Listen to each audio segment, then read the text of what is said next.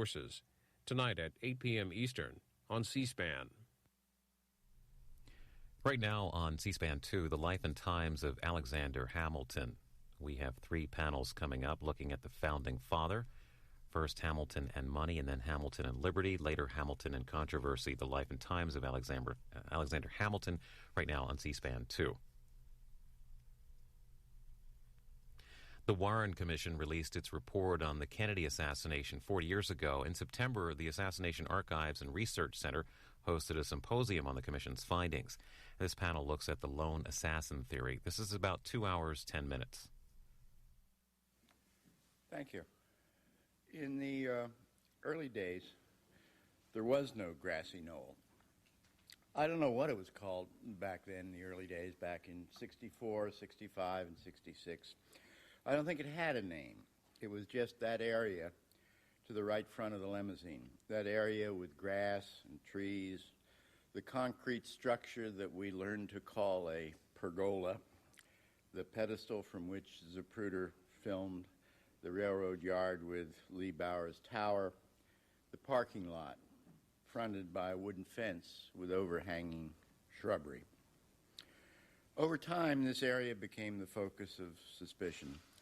After the motorcade's long run up Main Street and the short block on Houston, this area was a transitional zone, a mixed light industrial area of trains, automobiles, fences, and vegetation. What seemed more and more like the perfect point for an ambush. At some point or other, the grassy knoll, the name, the grassy knoll, was hung on this area. Today, that name carries a connotation of nuttiness. It has become a staple for late-night comedians who joke about grassy knoll conspiracy theorists. Such a conspiracy theorist is envisaged with wild eyes and long hair, railing to an audience about gunmen lurking in the shadows of the knoll. In a sense, then, grassy knoll theories are seen in the public imagination as akin to claims of alien abduction or of an UFO crash near Roswell, New Mexico. For people too young to remember the assassination, the term grassy knoll is more likely to elicit a smile than anything else. Well, this morning, I want to argue that there's a profound irony in this. A profound irony in the transformation of the name Grassy Knoll into a label of derision. The popular understanding of the term overlooks the fact that the evidence of a shot from the grassy knoll has become only stronger with each passing year. Later this morning, you will hear David Wimp and Don Thomas relate to you some of the latest research buttressing the claim of a shot from the knoll. The Warren Commission simply ignored the most explosive feature of the Zapruder film, the left backward snap of Kennedy's head and body under impact. David Wimp has carried out a new and intriguing micro-study of the split seconds around that instant on the Zapruder film, and his conclusion is inescapable. The only way that movement can be understood is to see it as an effect of a shot from the right front. My friend Don Thomas here will bring us up to date on his continuing study of the acoustics evidence, a study which proves the validity of the House Committee's conclusion that a shot was fired from a specific location on the knoll. So my role this morning is largely introductory. I intend to try to give the studies of David Wimp and Don Thomas a kind of historical setting by laying out how, early on, we came to believe that a shot actually was fired from the knoll. Now, there are certain kinds of evidence that have been alleged as pointing towards a shot from the knoll that are not very substantial.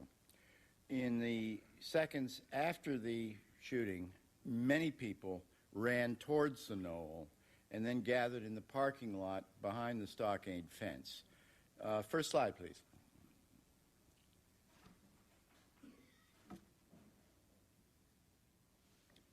Well, there. You see Gene Hill running in that direction. This, you can see a stream of people. I can't do anything here. Okay, we got a problem with the main lights. Can somebody do something about it? How's that? How's that? Okay. Okay, you see the stream then of people across Elm Street and up into the Knoll area. Next slide, please. And that's taken within 8 or 10 minutes afterwards, showing the parking lot, railroad tower in the background. Now, it's very unclear what, if any, probative significance this has. In the confusion of a shooting, if somebody begins running in one direction, a lot of other people will follow. Also, it's been alleged that ear witness testimony suggests a shot from the knoll. Obviously, some people clearly believe they heard a shot coming from the direction of the knoll. However, once again, if you look at experiments performed by the House Select Committee, it's quite clear that judging sound direction in Dealey Plaza is fraught with difficulty.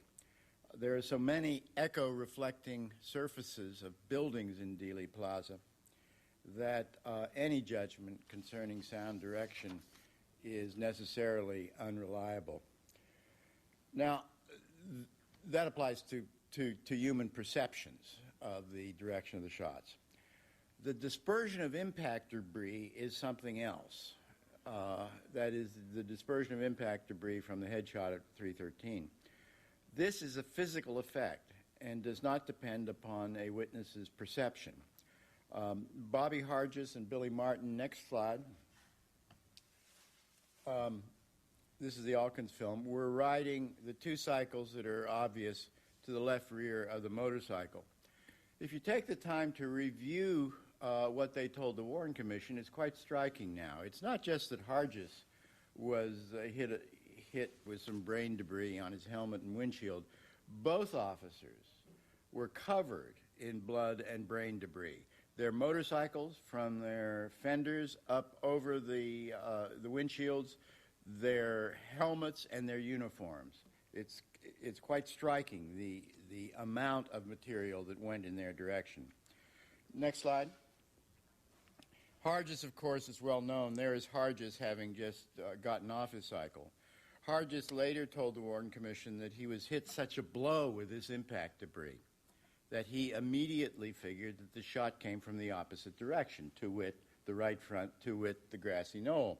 So he, almost instinctively, drops his cycle and starts running up into the knoll area. And in later photographs, we can see him in that area. Next slide, please. Also, in certain frames from the Nix and the Zapruder films, we can see what appear to be, you see the white mass that seems to be moving rearward across the trunk. We can see what appears to be a mass of blood and brain debris moving backward off the trunk. And yesterday, Randy Robertson showed you what he believes, and certainly there's much evidence for, an actual fragment, the Kinney fragment, actually bouncing off the back of the limousine or towards the back of the limousine. So it is indeed controversial exactly where particular fragments were found.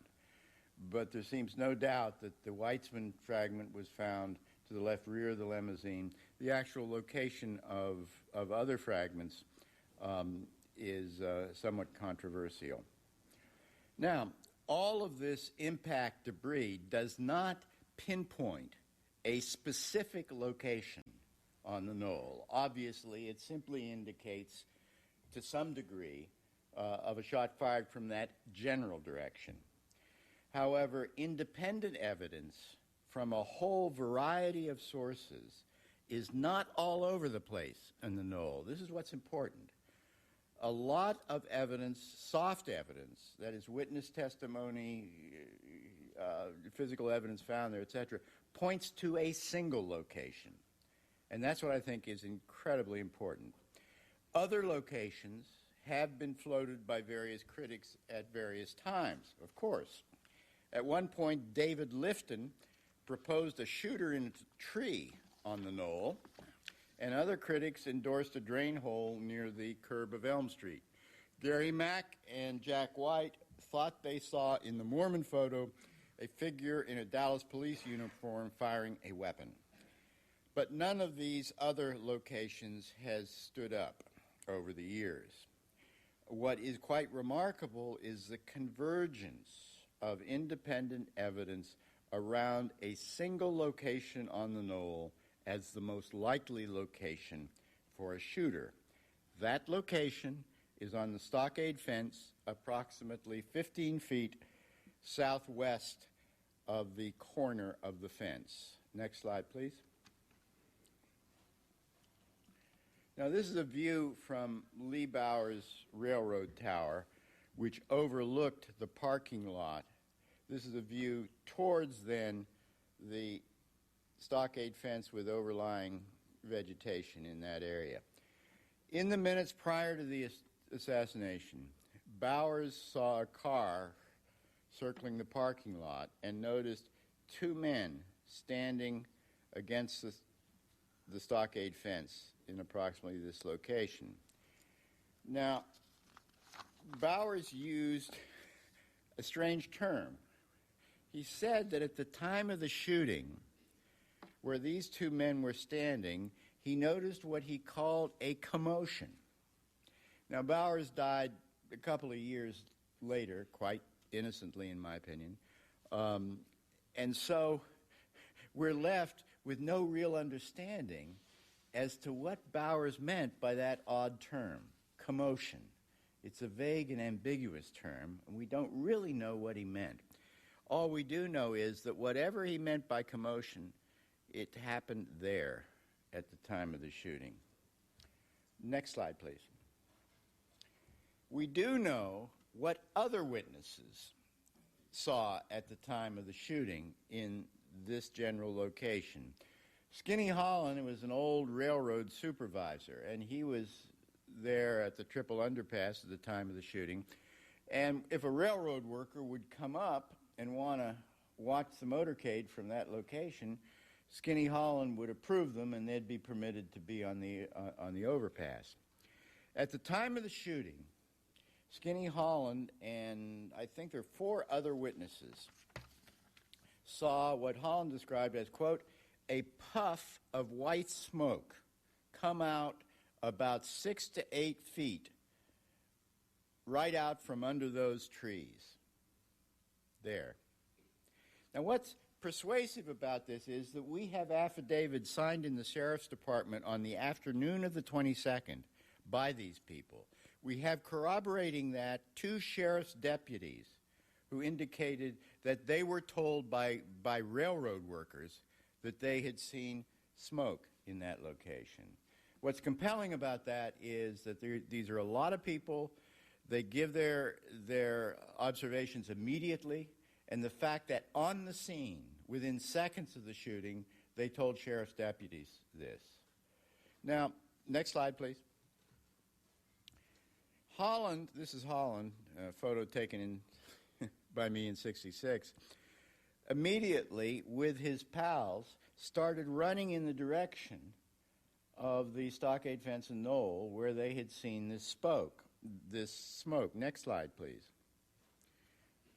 This is the stockade fence in 1966, and this is the general area we're talking about here. They ran back behind the fence, and behind the fence, next slide, please.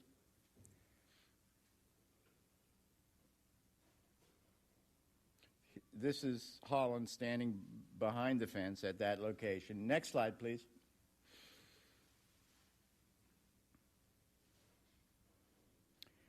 These are my notes taken contemporaneously with Holland on the site, and this is what they found. Here's the corner of the stockade fence, right? Corner of the stockade fence. You found these he found these three cars parked, backed up against the fence with their trunks up against the fence. This middle car, which was a light tan old 61, behind that were a whole bunch of new footprints in the mud. Remember that it rained the night before. And there were cigarette butts scattered here and a few footprints in this general area. Holland and his friends found this very significant, but there wasn't much to do about it. They didn't find anybody standing there. They didn't find a rifle there. They didn't find any cartridge cases there. But they did find all of that there. Next slide, please.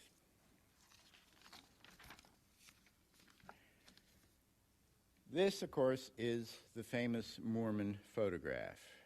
Here's President Kennedy. This is coincident with Zapruder frame 315. That is 2/18, 1/9 of a second after impact.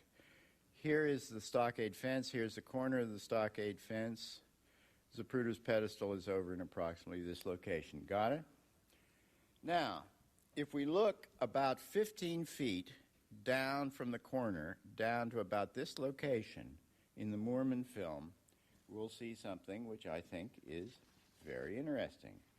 Next slide, please.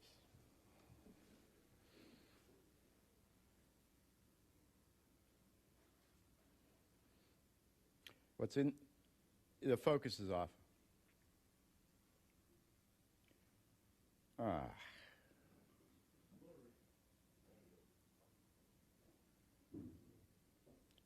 See what happens to us Luddites who use carousel projectors? Okay.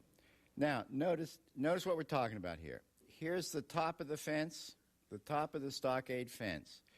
This shape here, I call an anomalous shape.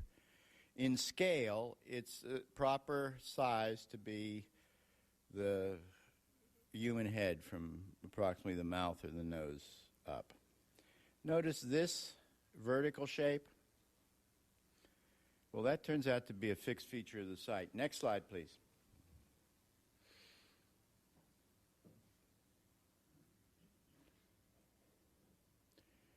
Okay. Now, this is a comparison photo. Is that as focused as well as we can get it? Great. Okay, thank you. This is a comparison photo that I took standing in Mormon's position in '66. It shows that this particular vertical form is, in fact, a fixed feature of the site. How about here, where this anomalous shape is found? Nothing. Next slide, please.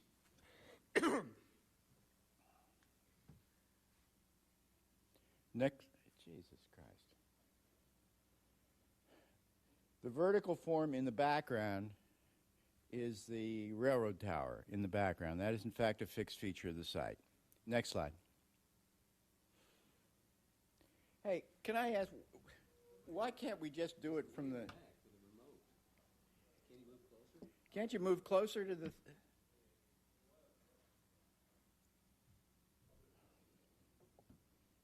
Well, that's the one we had before. That went the wrong way. Jesus Christ. Okay. So here we are again. Here's the shape. Taken 2/18 of a second. This photograph taken 2/18 of a second after impact on Kennedy's head. And next slide, please. You see this shape? Guess who that is? I told Skinny Holland to go stand behind the fence where he and his buddies found all this material. So he went and stood behind the fence, and I went to Mormon's position and took his photo. It's that simple. That's how crude we were back in those days, but it does show something or other, right? Next slide, please. Here's the shape. Okay. This is a blow up from Mormon. Blow up from Mormon, and there's the top of the fence, and that's the anomalous shape we're talking about. Next slide, please. Okay, here is the Mormon photo. And let me read to you now what the photo panel of the House Select Committee said about this.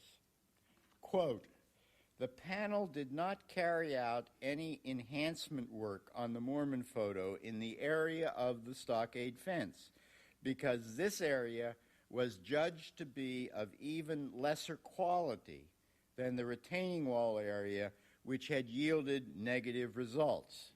The decision, however, was made long before the committee's acoustics analysis was finished, although it is extremely unlikely that further enhancement of any kind would be successful. This particular photograph should be re-examined in light of the findings of the acoustics analysis. Now, I don't want to steal Don Thomas's thunder here, but let me tell you what's behind that comment. Here's the corner of the fence, right? When the House Committee reenacted the assassination by firing a rifle from the sixth floor window and by firing a rifle and a pistol from the knoll area, they picked a particular spot to use to fire from the knoll area. That's right there, right? Right there. Now, they then gathered a lot of test data. When they compared the test data to the shot, the purported shot from the knoll that was studied, that is, the sound impulse that was found on the DPD tape, they found that they had to change marginally the position of the sound reception source, the motorcycle. The motorcycle was not exactly at where a microphone had been. So they had to determine that the sound reception source was about 4 feet from a microphone. But now you're asking, well, what about the sound-giving source, right?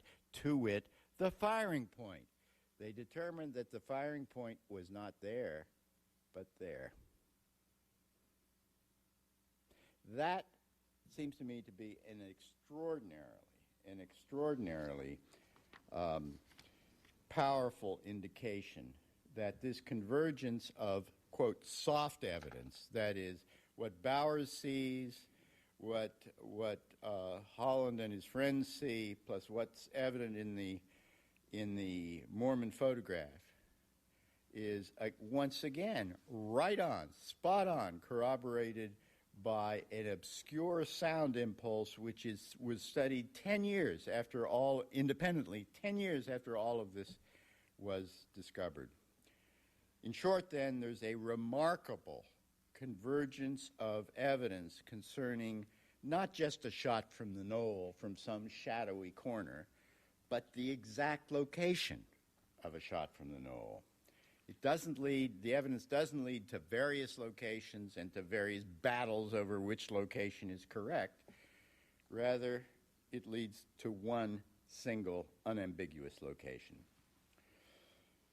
However, perhaps the most intriguing evidence of a shot from the right front is found in the Zapruder film. And I'm not going to show it to you, thankfully. As we all know, when looking at the film at speed, we see something akin to JFK being hit with a baseball bat in the right temple and bowled over backwards and to the left. Back in 1966 and 67, I tried to quantify that movement. Like Ray Marcus before me, I found that what one sees at speed in the film is not one movement, but in fact 2 movements. That before JFK is bowled over backwards and to the left, his head moves forward. And just yesterday, you saw that Dr. Levy had performed similar measurements on the film and had come to exactly the same conclusion. Next slide, please. Now, what we did, I did exactly the same thing that Dr. Levy did. Here are 2 fixed points, A and B, on the limousine. I simply measured the distance between point C, which is the back of Kennedy's head, and these 2 points over time. Next slide, please. And what I came up with is this. If you measure from the back seat, you get this graph. If you measure from the handhold, you get this almost identical graph. And notice what you have. You have the head moving forward between 312 and 313, and then moving backwards, the body bounces off the seat and then starts moving forward again. Okay? I mean, this isn't rocket science, but it is something. At least we thought it was something. Next slide. That yields two, then, accelerations, one forward and one backwards. Okay. That's what I believed for some 35 years, 40 years. The upshot of all these measurements, then, is the contention that Kennedy was hit in the head by two bullets, one from the rear and one from the right front, and that both these shots hit their target in less than 1/9 of a second, right? Both hits impacting within 1/9 of a second. Well, I have to tell you, from the very first, I did have a little problem with this thesis, because it seems like a really amazing coincidence that two shots would impact within 1/9 of a second. It just sounds like amazingly coincidental. Doesn't mean it didn't happen, but it sounds like a quite amazing coincidence. I mean, what are the chances that two shooters from different locations would end up placing their shots on a target within 1/9 of a second? Well, it's with great pleasure that now I can say I was wrong. And it seems to me, as I told Dr. Levy yesterday, he's wrong too. Right. Given the very enlightened analysis of David Wimp, I can say that there now is no credible evidence of any forward movement in JFK's head and body caused by a gunshot.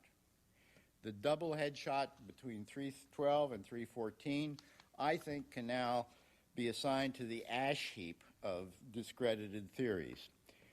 What remains is overwhelming evidence of a shot from the right front impacting on JFK between 312 and 313. This modification in our knowledge makes it much more likely, in my opinion, that a shot was fired from the location described along the stockade fence at the point indicated.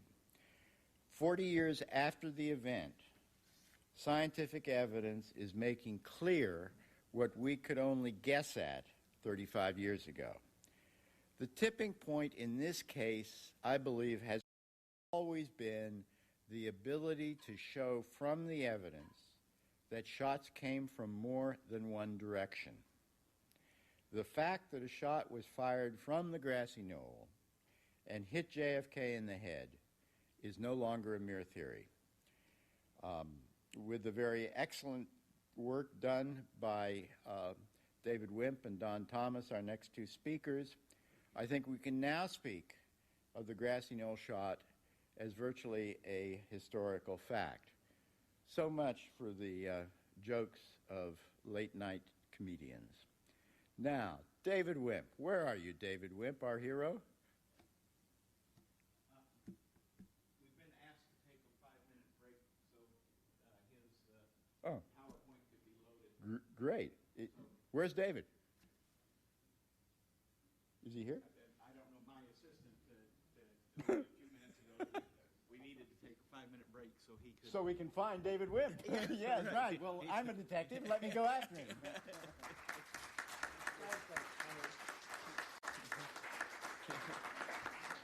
While you're searching for David Wimp,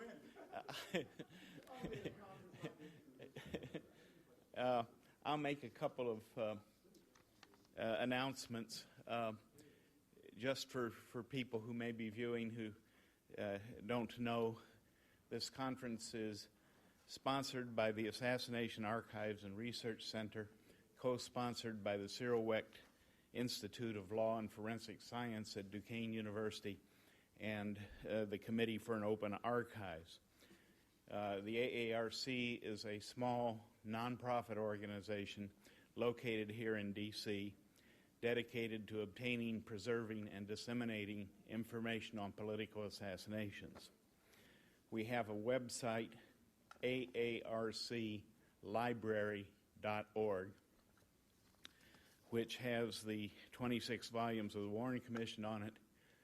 You can order our sets of CDs, which contain many important documents on the Kennedy assassination. In recent years, we have been obtaining and putting onto CD-ROMs a variety of records, including the Church Committee hearings. Recently, we published a CD-ROM which contains about 12,000 pages of deposition transcripts from the Church Committee that have not been made public. We have the the transcripts of the Clay Shaw conspiracy trial in New Orleans and the grand jury trial transcript.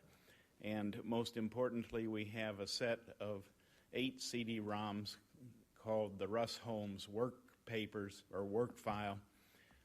That's $50,000 of 50,000 pages of CIA records that were made available under the JFK Act. They are records that were compiled by a CIA officer, Russ Holmes, pertaining to the Kennedy assassination. Because they were processed under the JFK Act and not under the Freedom of Information Act, they provide an unprecedented glimpse into the CIA. Those of you who have obtained documents under the FOIA from the CIA are familiar with the problem that many documents are extensively deleted and may be incomprehensible as a result. These records processed under the JFK Act have almost nothing deleted. CIA stations, CIA cryptonyms, CIA officers, the content of the documents are all revealed. They are a fabulous source of information about an agency that has long been shrouded in secrecy.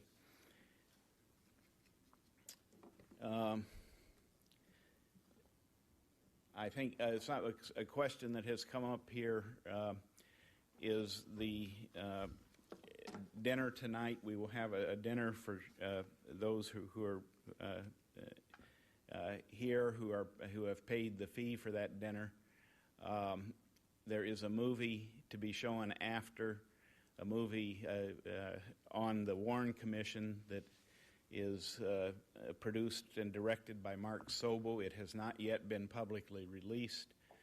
It has some name Hollywood actors in it, including Martin Sheehan, Joel Don Baker, and Sam Waterston, and others. It will be possible for those who do not attend the dinner to also see that movie. Now, what is David? Yeah, well, let's take a couple of questions. Sure. You have a microphone that we can bring up here? I can speak loud. Okay.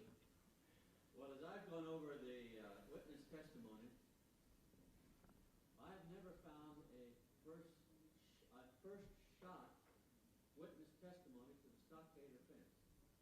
And Holland himself says first shot was not from the fence. And I was wondering if he would care to comment on that, or maybe I haven't read it thoroughly enough. Are you directing the question to Tink? Because I thought that was, where is Tink? Now we have to find the detective. He's all sleuthing, yes. Yeah. Send the search party out to the detective. David, did you have your PowerPoint? Who's that? We found him. Okay, all right, welcome. David Wimp is a computer scientist who used to work in computer. I found it. It's right here. Yes, it's behind me. You receive an award, Tink. He's a computer scientist who used to work for a firm now defunct that performed flight simulation tests. And he has, as Tink has described, he has done some interesting new studies on the Zapruder film at the time of the headshot. I now give you David Wimp.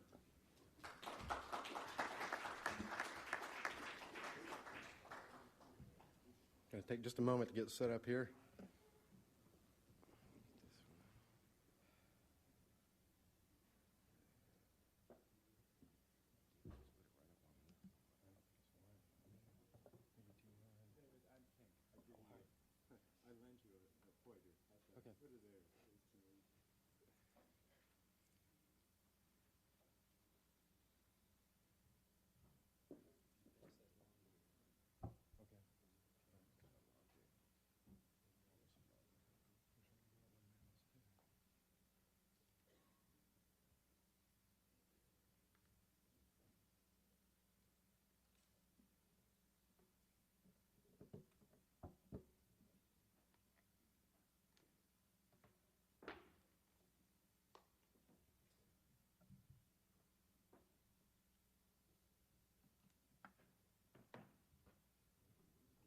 Yep.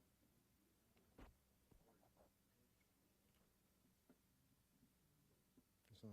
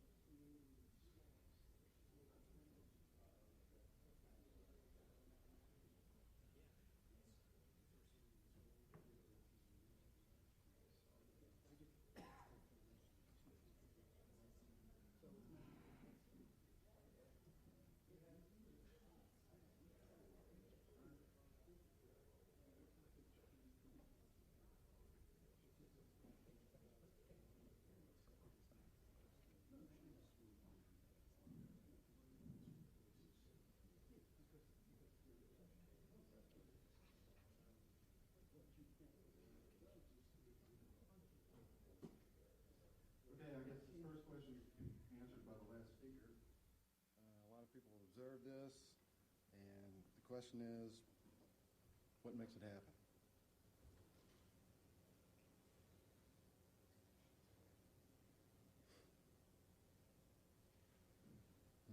See, animations aren't working.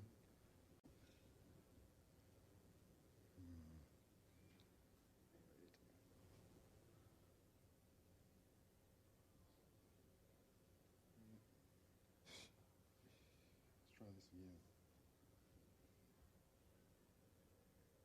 Close that window. You got the window open. What? Close that window. Well, I'm not. Got a bunch of windows open.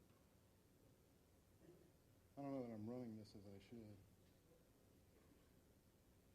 See, I'm doing this. This is all I know to do.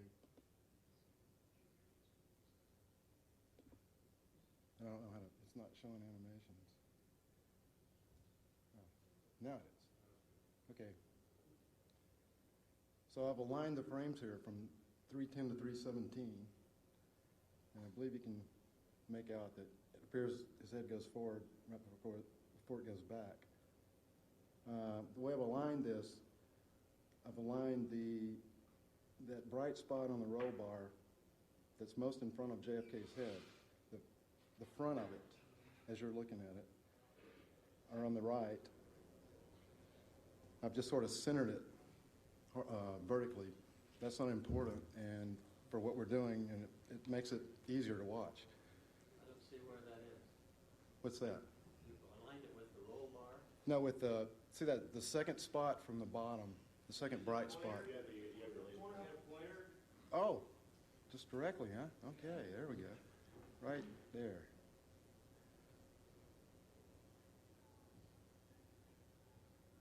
So that's my alignment point. And what that does is it eliminates parallax, at least for the points directly behind it, which is pretty close to JFK. But then you might ask, why align it that way? I could align it another way. I could have aligned it in the center or on the left. So why should it be lined up that way? And it makes a big difference, too, in what you get as the measurement of this forward motion. Okay. We've got a phenomenon in the human visual system called Mach banding. And as you see something that looks like an edge right there. But there really isn't one. This is the intensity graph here. It actually ramps up. You can sort of tell that. And this depends a lot on the display, the characteristics of the display, what it actually looks like. But when you get this, the intensity over here, it's down, it's dark. And when you get a ramp up like that, which you get in blurring, up to the broader spot, you tend to see that as an edge. It's kind of fuzzy, but this is happening in behind JFK's head in the Zapruder film, and that's what everybody missed. Okay, here's some that show up a little better. You can see like this one. This is really this white splurred across that black, more as that would happen on film, and you see an edge there, and there really isn't one. It's a ramp. It's just a ramp up. It's not clear. What are we seeing? The top is what? Oh, this is what you started with. Yeah, I guess there's no explanation. I'm simulating blurring, motion blurring here, where the image is moving during the exposure. So we're saying the blurring is this way, that the camera would actually be moving the opposite way, but that the image is moving this way during the exposure of the film. And so you should see just some kind of ramp up because, see, I'm just moving this across during the exposure. I'm moving this line over to here. So this part over here is all white during the exposure, and then starting here, you get a little bit of black, mostly white, a little bit of black. Oh, I'm not using the mic, huh? A little black, and then more and more black until you get across. But this is not the sharp edge that it looks like. That's the point. It's a phenomenon called Mach banding, where when you have those kind of ramps, the visual system tends to see it as a sharp edge.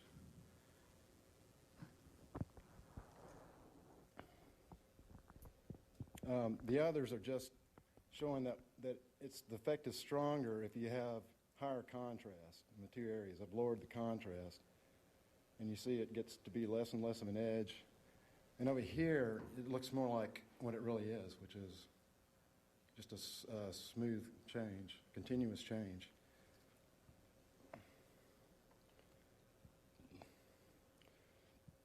And so this is how Mach banding can fool you if you're measuring in this Zapruder film. Here I've just taken, this is supposed to be a bright area on the film, dark, bright, and now we've simulated the blurring in that direction during exposure. The film's moving that way, or the images across the film. And this is idealized, but we're saying that we get that Mach band here. This is the transition region, but we get a Mach band there, and so that's your result. And as you can see, if you're seeing the bands there, you're getting the actual distance was less than you're measuring. Okay, so ITEC said the head moved forward 2.3 inches, but in fact, doesn't move that far. That would actually be quite a lot of movement, and I think very hard to explain by any means. To move forward 2.3 inches in 1/18 of a second and then reverse shortly after that. Okay. So, what I'm say iTech did wrong was these are centered, by the way. I picked the center of that spot to be the same in each of the two frames. And that is 2.3 inches, that distance there. I hope somebody can see that. And as you can see, it's about right. That's about what you see happening. Moving forward 2.3 inches. Now, of course, they didn't really do this. They didn't line frames up like this and then measure. But what they did, I think, the best I've been able to figure was something that's equivalent to this, and that they probably took some kind of average back here for the back seat. Like if you see, you watch this, you say, well, where is the front and the back? You can see the front there, and the back gets a little bit wider back here. So if you averaged on one end, but not on the other, because you don't see any reason to average behind his head. It looks like the edge just goes right up to his head. But this is where the mock banding comes in.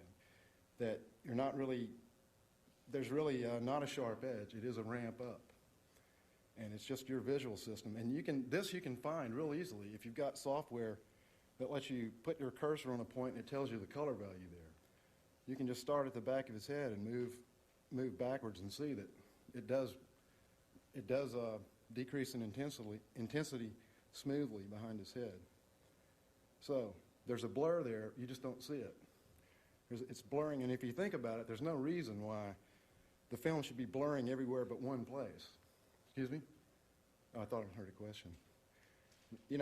Obviously, these spots are getting wider. You can't really tell. You can't see all of that. But if you look around, things are getting wider. The bright areas are getting wider. So it's happening back there, too. Some of that apparent movement is actually motion of the camera, not of his head. Okay? The whole vehicle appears to be going up. Oh, well, is that also because of movement of the camera? Yes. There's just no way. See, the truth is, you think about, well, what's the position of something in this film, in this frame? If it's blurred, there really isn't one, because everything is moving during the exposure, so there's really a range. There's a starting position and ending position. And so it does appear to be going up. The back of it is going up, relative to the front. But if you look at that driver's Well, it will a little bit. If you look at that driver's center comparison to that little graph down above it, you'll find out that actually the car is not going up. Well, the slope of this curve changes as the camera moves. And the camera moves quite a bit between these two frames, relatively speaking. But if you, that's just the way pictures work. If you pan the camera across that curve. If you just look at the line at the bottom of the vehicle, there's no question that the angle. Oh yeah, but the camera. See, that's showing. That's the camera. That's right. Oh, I'm sorry. I see what you're saying. Yes. Oh, I'm sorry. Yes, you can see the camera motion from watching what happened to the frame here. But that contributes to the look that he's going forward, I think. Well, you can't really see. There's not up there to see that it's moving horizontally too.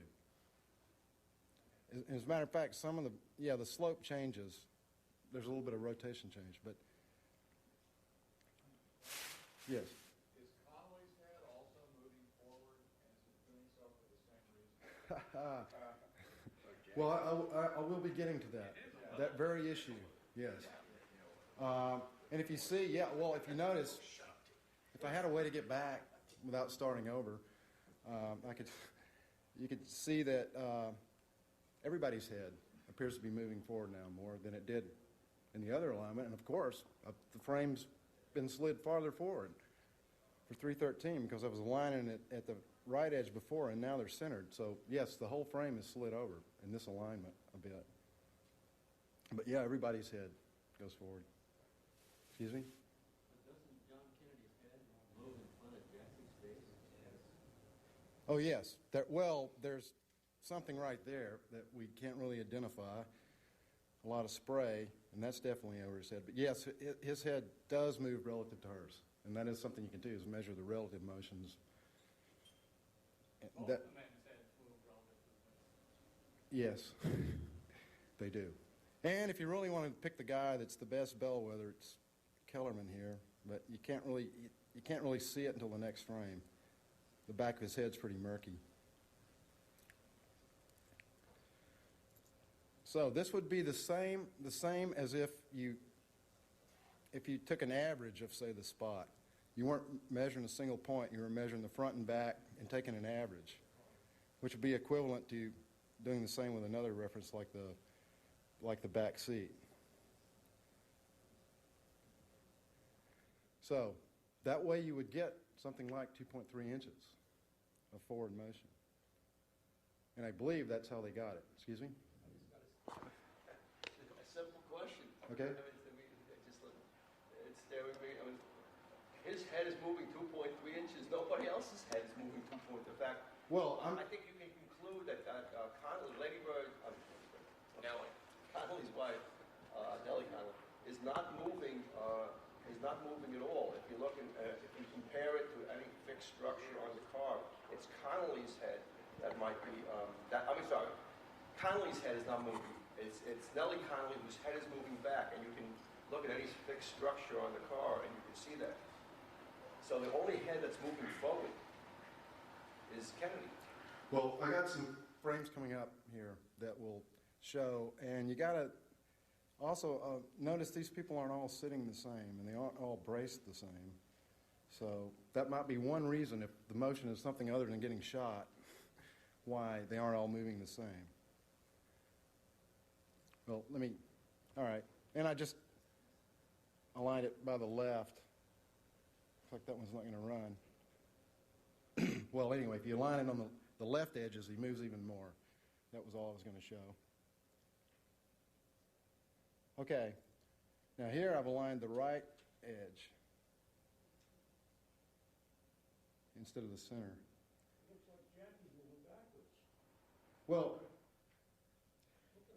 you've got, the problem is that in a blurred frame like this, you can't line it up to see everything.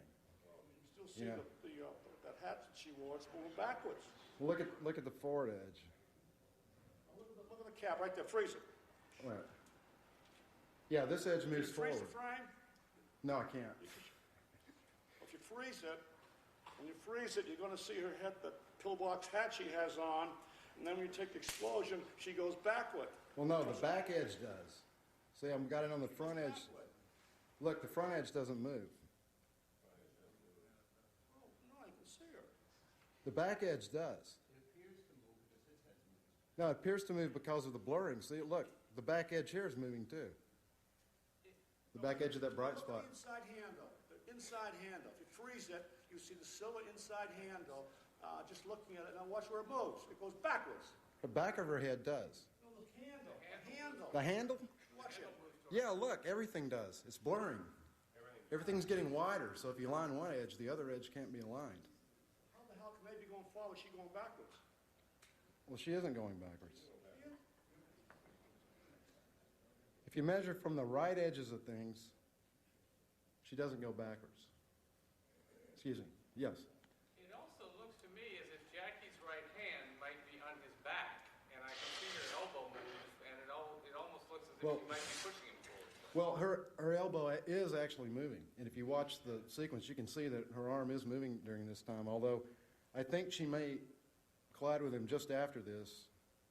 I'm pretty sure she hasn't yet. Do we know You can from see, the other side where you her can hand see in is? the Nix film, you can see pretty well see in the Nix film that it hasn't touched him yet, but it may right after that.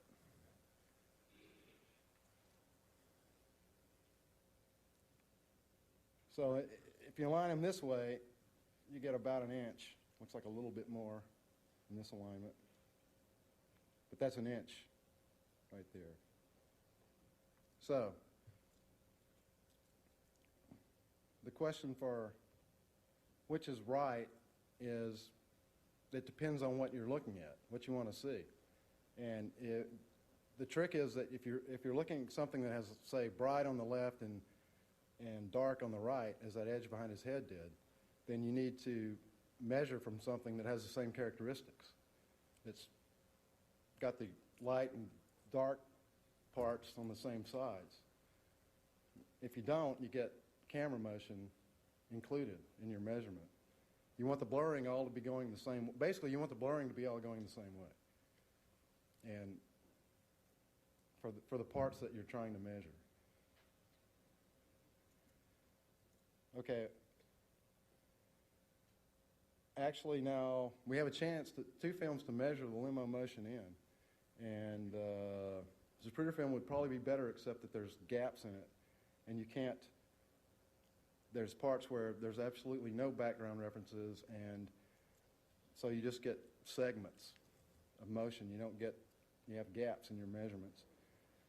But in the next film, at least you get a measurement in every frame, but then the camera's a lot farther off. The camera's a couple hundred feet from the car, so the resolution isn't very good. But nevertheless, I proceeded to do it anyway, and first, of course, got to determine Nix's location. And then the way I did it, I pointed the camera, I transformed the frame so the camera is pointed in the same direction in every frame.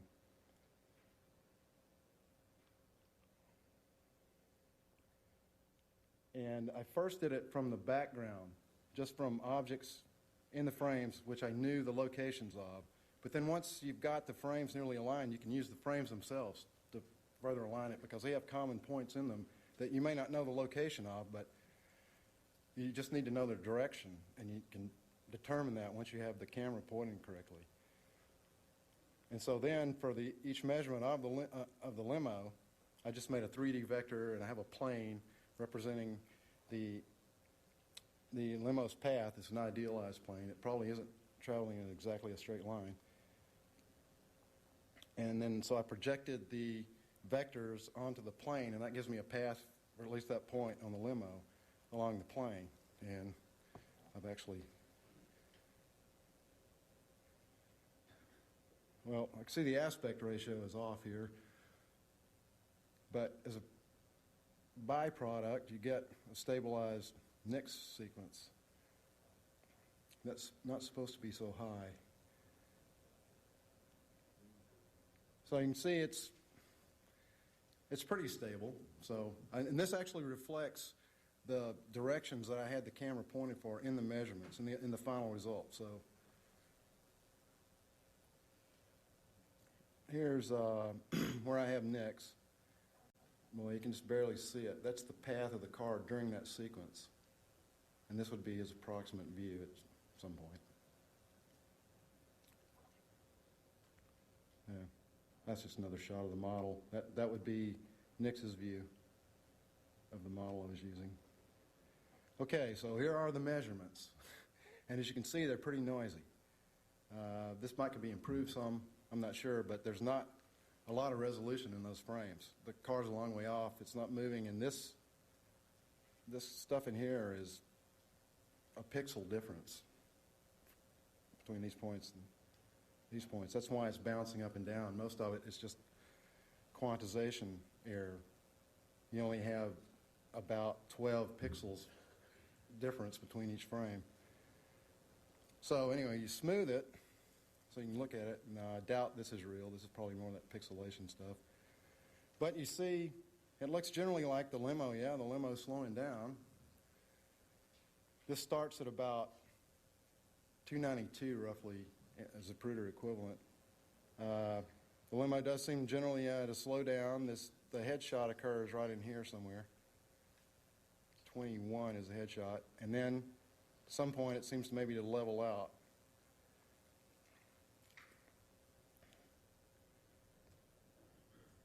Okay, so you can't do a whole lot with this data, so I just took segments of it that I had some reason to believe were fairly constant and fit them with just quadratic polynomials, which most of you have heard of.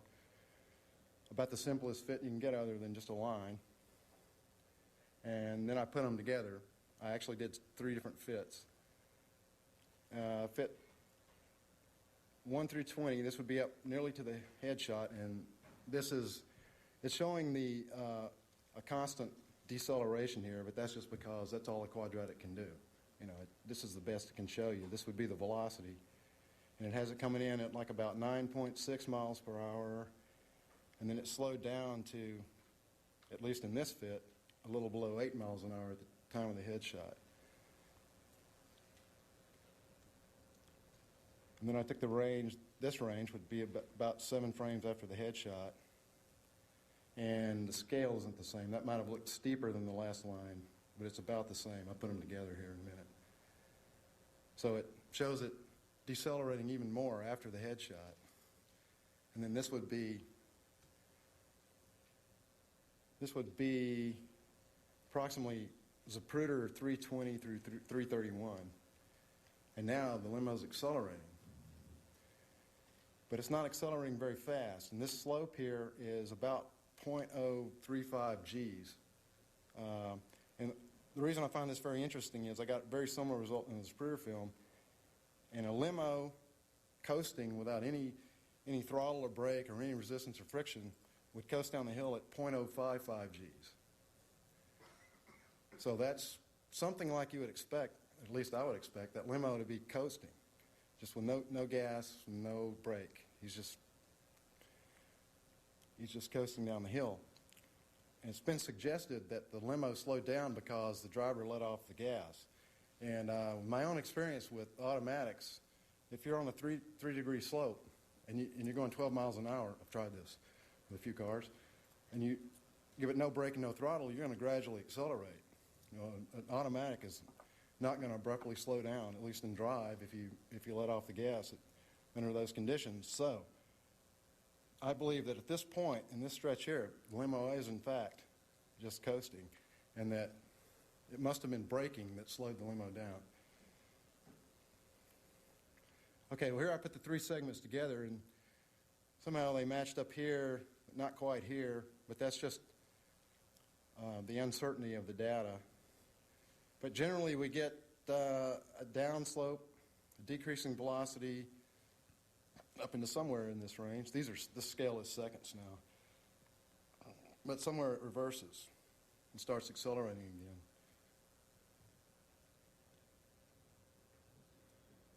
All right, what I would conclude is that Greer was braking before the headshot. That's why the car was slowing down. And we're not going to get a real good look at exactly how that braking occurred, at least not in the measurements I've been able to make so far. But then, from 320 on to some point where he hits the accelerator, he's actually coasting. Oops, a little spelling error there. He's actually coasting, and that's why he's slightly accelerating. So, now here's the sequence I promised you earlier. This is 311 through 315 just in a loop. And this is a guy that I find most interesting, Kellerman in the front seat. You notice Connolly and Kellerman, they're both starting forward right about the same time, maybe not exactly. And the question is the limo braking causing this?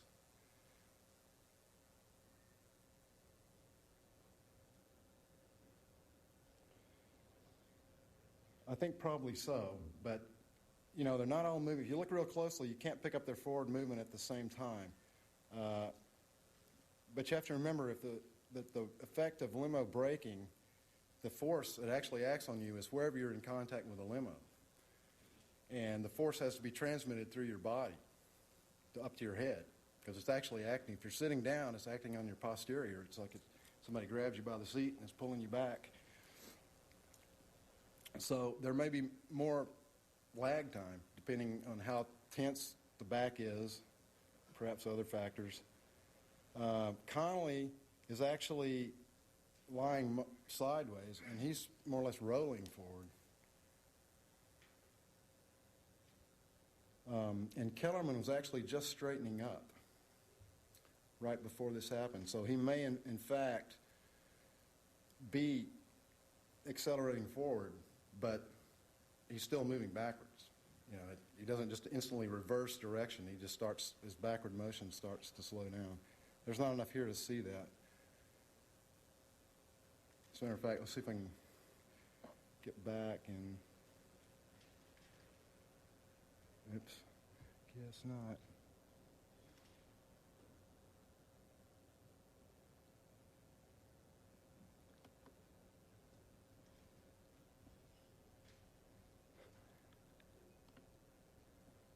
All right, let me get,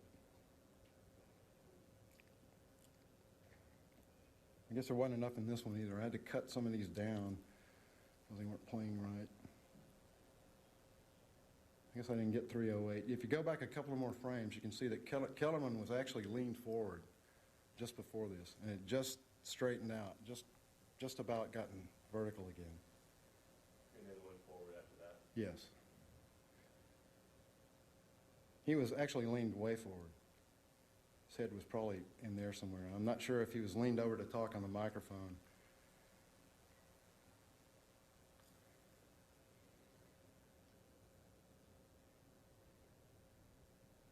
I don't think I got enough.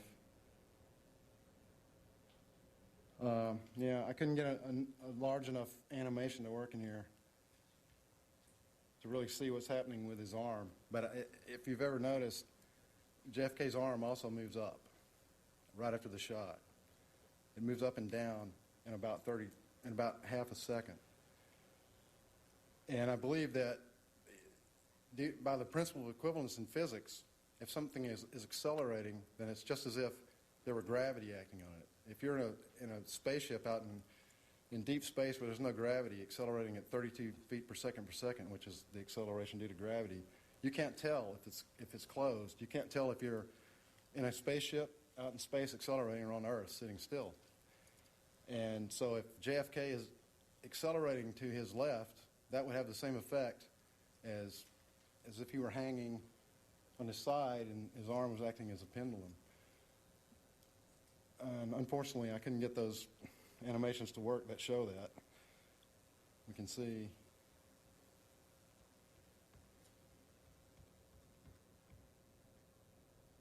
You can just see it starting up. It pops on up about 3 inches and then comes immediately back down.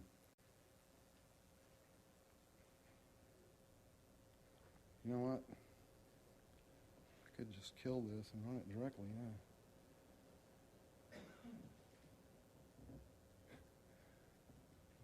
Right, the animation shop. You can minimize that thing in the middle if you want. Okay.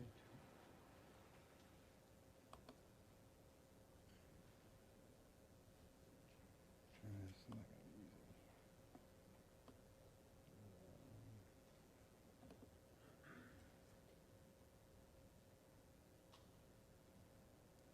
Well, I'd have to dig through and find it.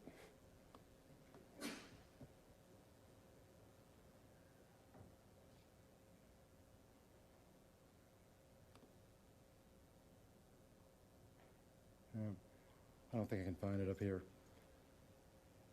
So, are there any questions? Yes. When I worked for the House Assassinations Committee, we sent a lot of this stuff to JPL, Jet Propulsion Laboratory in California, and they had a really terrific image deblurring program. I was wondering whether 313, subjected to an image deblurring program, might give you better frames of reference. You know, the problem with deblurring is you have to assume something about the blurring to actually run it. And one of the real big problems in 313 is there's two motions. JFK's moving and the limo's moving. And they combine vectorially, and there's not any real way to, there's enough there to deblur the limo. That's what I meant. Yeah. If you deblur the stabilized image of the limo, would it not give you a better frame of reference to where the president is in reality? Well, yeah, except you can do the same thing by aligning the blurs. But see, by doing that, you will have aligned the blurs one way or another. So, and the problem with his head is there's two blurrings there, so it's not going to give you back anything. I mean, there's going to be artifacts there. in his head because his head was moving independently of the car, and you're deblurring it as if it were just moving like the car. So that's not going to really come out right. Yes?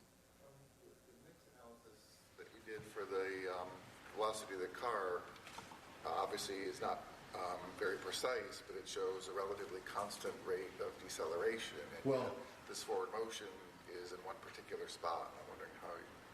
Well, the analysis I did could only show a constant acceleration. If it was a quadratic, that's all it can show. And I'm spot though, I guess. it's just not. There's not enough resolution. I don't think you can resolve a short pulse of braking, which is what it would have to be. Yeah. Would you restate what you say that we are seeing there? What are we seeing?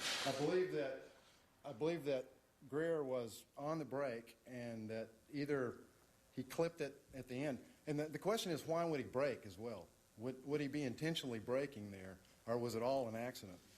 And I suspect it might have been an accident. He might have been, in fact, going for the accelerator. But I think that there was some sort of pulse of braking there. It wasn't even, it wasn't even braking. Maybe he went for the accelerator right at the end and just clipped the edge of it, gave it a little pulse. I've done that myself. Like that guy in Santa Monica, the Randall Brady people, hit the wrong pedal. David, would you summarize, basically, in terms of Zapruder film, what you find? In other words, starting at 308 or whatever it is, you see all these people actually moving forward in the limousine? Only starting right about the headshot. They're not moving. Kellerman. Kennedy moving forward? No, I don't see any motion that I can absolutely verify for JFK prior to the headshot. But there could be some. Yes. Mr. Wimp, on that, does Greer brake before the headshot, after the headshot, or simultaneously with the headshot? Because we have his testimony both at the Warrant Commission and the House Select Committee that he turns all the way around, looks at the president, the headshot, then he accelerated. But prior to that, somewhere between 11.1, 11.3 miles per hour, all the major investigations said the speed was consistent with that until after the headshot, the third shot, and then he accelerates. Are you suggesting? Oh, no, it definitely slows down. I think that almost anybody who's measured has found that it slowed down from 12 miles an hour before the headshot. I think Alvarez had it slowing down somewhere like 298 to 310. But actually, if you do the math for what he called for, that's a pretty sharp braking. That's almost 0.4 Gs. You should see people flying forward. Prior to the headshot simultaneously, or? Oh, no, he is braking before the headshot. He slows down. The limo slows down well before the headshot. He turns around and looks in the back. But what I'm postulating is that there's an extra pulse of braking in there right about the headshot. This is light braking, by the way. And what you're postulating is that there really is no forward movement from 313 to 314, that movement, Kennedy's apparent movement, is consistent with the movement of the other limousine occupants, right. And it's not a function of the shot, right. It's a function of a consistent pattern of forward movement as he touches the brake. Right. Would that be a way of restating? Exactly. And there's one thing I did fail to mention, that you can't really say when this motion occurs. At 312, there's no headshot, and he hasn't moved forward, and then at 313, he's been shot and he's moved forward. And so you can't really resolve those two events, which came first. So, it's possible he did move forward before he was shot. But everybody else has also moved forward in that frame as well, right? Well, you really don't pick them up moving in that frame. It's the next frame Connolly you do. See, is that little twist of his head there? Is that from braking? It looks like Kellerman is too. No, if you break it down real slowly, you really see him moving from 314 on, but he was moving back before, and back of his head gets back against that window frame, and it's really hard to tell what's happening. So he may well be, and he may well be not really moving forward. He's just not moving back as fast as he would have been. Question. Yeah. I missed connection between the mock band phenomena and your talk? What was the point of that? Well, that the measurement of 2.3 inches. Well, if you measure, first of all, if you measure with your eyeballs, you're pretty well depending on mock banding. Why don't you mention the white mock band then? Why do you only concentrate on the dark mock band? Which, of course, is in favor of your thesis to the front where the twin illusion is. But theoretically, there's a white mock band as well. Well, and in natural images, you don't get mock bands. What you get are real edges. And particularly at this spatial frequency, because the receptive fields are much smaller. Well, I tell you, there is no edge there at the back of JFK's head. You can find that out yourself. It's an edge. It's just a gradient edge. That's It's a gradient. Yeah, and what the system does is it resolves it on a median line, not to the right as you suggest. You picked the dark mock band and suggested it's giving you an illusion. Well, you've left out the light mock band. Well, I don't believe that iTech took mock banding into account. It cancels itself out, sir. That's my point. No, it doesn't. Absolutely, it does. Well, if you measure both sides of it, but I doubt that they looked at the ramp behind JFK's head. Is what I'm saying. I think they probably just saw that edge at the front, right behind his head. You don't get mock bands on dynamic edges anyway.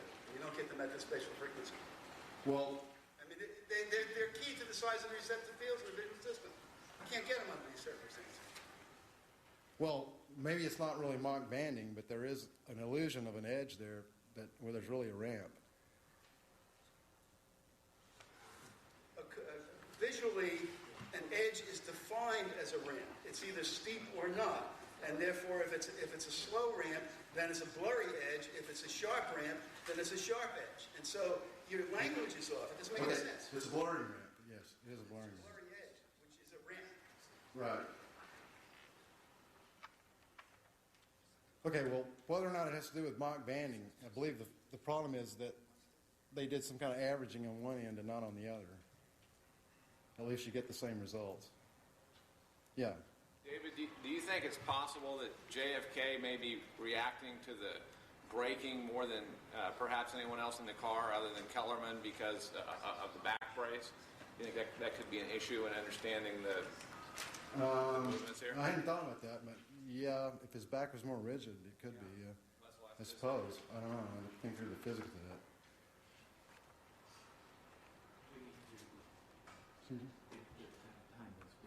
Okay, I'm sorry. All right, sounds like I'm out of time. So this gets passed on. Thank you.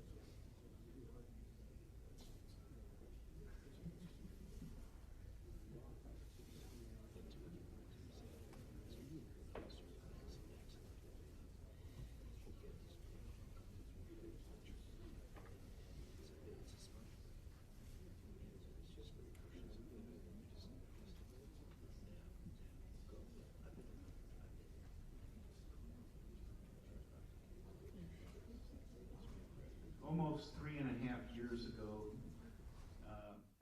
Science and Justice, the journal of the British Forensic Science Society, published a study by Dr. Don Thomas on the acoustics evidence.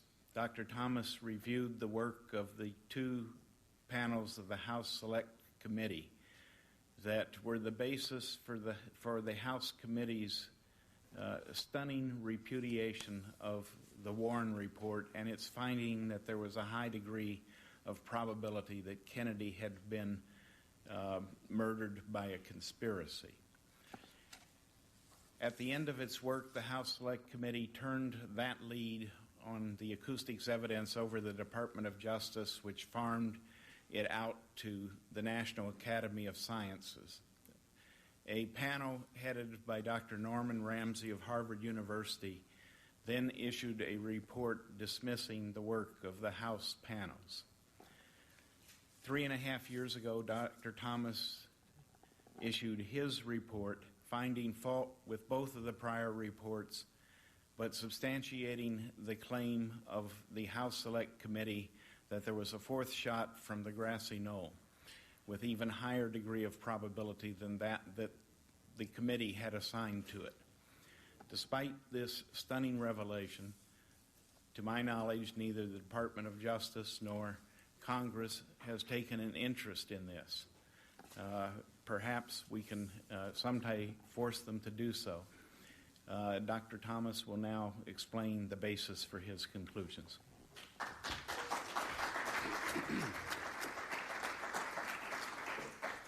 Thank you, Jim. I want to thank the organizers for inviting me and giving me this opportunity to speak to you. According to the Warren Commission, there was no more, no less than exactly 3 shots fired at President Kennedy during the assassination, all by Lee Harvey Oswald from a position in a building behind the president. As we've heard from some of our speakers, that conclusion was not in very good accord with the evidence available to the Warren Commission. Firstly, the Warren report states that some witnesses had identified an area in front of the president as a source of the shots. Actually, it was the majority of the witnesses who were interviewed by the Warren Commission or its minions thought that gunfire had come from that location. Secondly, as we have seen, the Zapruder film shows that the president's head was knocked backwards by the impact of the shot, which is cogent evidence for a gunshot from the front. The Warren report states, and I quote, 3 shots were heard and the president fell forward back, bleeding from the head, which turns out to be the exact opposite of the truth. And thirdly, inasmuch as there were at least 4 wounds inflicted on the victims of the shooting, the 3-shot scenario just doesn't seem to add up. In 1978, the House Select Committee on Assassinations developed acoustical evidence for a gunshot from the grassy knoll, and that's what I'm going to try to explain. I'm not going forward with this. There, okay. On the day that President Kennedy was assassinated, the Dallas police were communicating over 2 radio channels. They designated those simply as Channel 1 and Channel 2. Channel 1 was the primary channel used for routine police transmissions. It was being recorded at headquarters on a dictabelt machine like the one shown here on the left. Channel 2, an auxiliary channel, was dedicated on this day to the police escort with the president's motorcade. It was being recorded on a gray autograph disc recorder like the one shown here on the right. It is by the context of the broadcast on Channel 2 that we can establish and fix the time of the assassination. And I want to play that for you. Start with that. Before I do, I need to introduce you to someone. This is Chief of Police Jesse Curry, and the voice you will hear is his. He was in the lead car, the pace car, if you will, of the motorcade. This photograph shows the president's limousine entering Dealey Plaza, and in the distance, about 200 feet in front of him, you see the lead car with the Chief of Police. And now, I've prepared this transcript so you can actually follow along with the broadcast. I'm not getting an arrow here.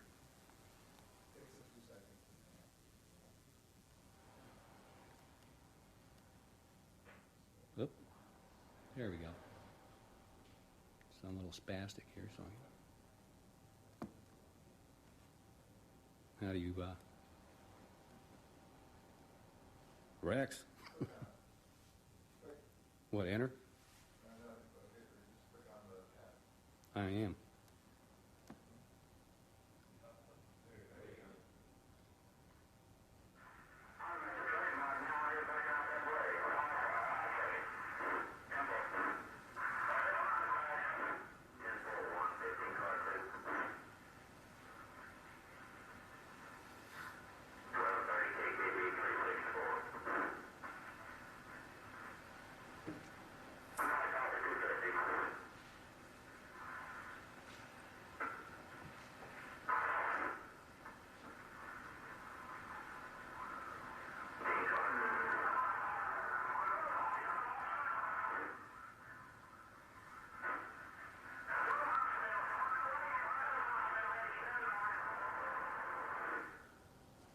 The critical part of that broadcast, of course, was the last Chief Curry ordering the motorcade to head to the hospital. So the shooting has occurred. He knows the president's been shot.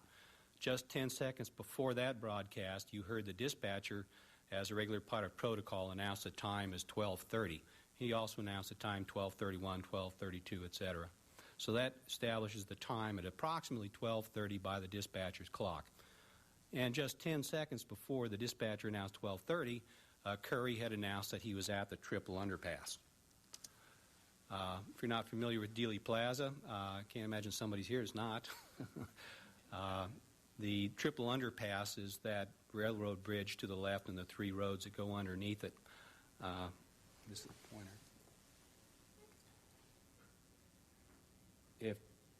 If Curry is here at the Triple Underpass, then President Kennedy, about 200 feet behind him, is in the midsection of Elm Street, and that's exactly where the shooting occurred. Hence, the broadcast where Chief Curry says he's at the Triple Underpass, that's probably the broadcast by context which is the closest to the actual time of the shooting. This here is the grassy knoll. This is the book depository where Lee Harvey Oswald was an employee.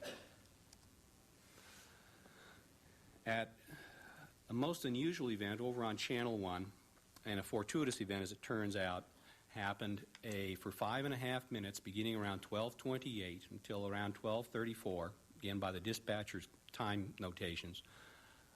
Somewhere in Dallas, a microphone on a police motorcycle becomes stuck open, and Channel 1 is dominated by the sound of that motorcycle motor. He is effectively then blocking, jamming the transmissions on Channel 1. Well, this is real slow to come up here, this arrow.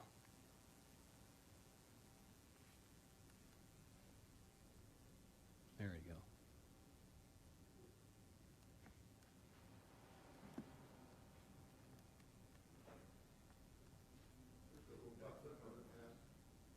Where? In the middle?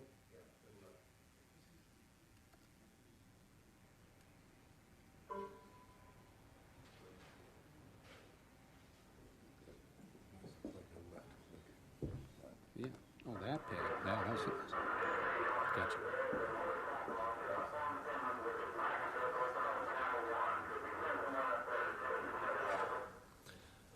Well, a key question here is what made the dispatcher so certain that the motorcycle was on the Stemmons Freeway.